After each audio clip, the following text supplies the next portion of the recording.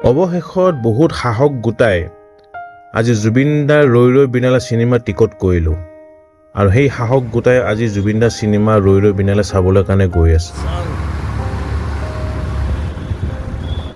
Cinema হলত আহি এই ফটোখন জুবিন দাৰ এই পোষ্টাৰখন দেখি বহুত বেয়া লাগি গৈছে। ভবাই নাছিলোঁ কেতিয়া জুবিন দাক যে কি ক'ম, যিহেতু চিনেমাখন আৰম্ভণি হ'বলৈ কাৰণে সময় আছে, তো সেইকাৰণে ভাবিলোঁ অলপমান ফ্ৰেছ হৈ পেলাই বহি জুবিন দাৰ চিনেমাখনলৈকে অপেক্ষা কৰোঁ।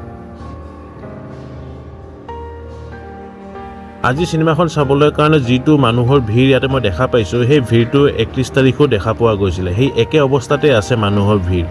ইয়াতে গম পোৱা যায় যে আমাৰ অসমবাসীয়ে জুবিন দাক কিমান মৰম কৰে। চ' ভিতৰলৈকে সোমাই পেলাই আমাৰ মৰমৰ জুবিন দাৰ চিনেমাখন উপভোগ কৰোঁ। চিনেমাখনত জুবিন দাৰ যেতিয়া ফাৰ্ষ্ট লুকটো ইয়াতে দেখা পাওঁ, সঁচাকৈ বহুত বেয়া লাগিছিলে। একদম কান্দো অৱস্থা হৈ গৈছিলে।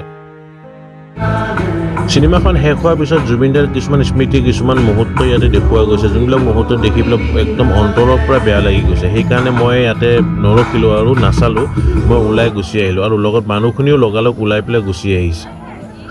শেষ আৰু জুবিন দাক কেতিয়াও দেখা নাপাওঁ। ইয়াতে জুবিন দাৰ থমকি গ'ল।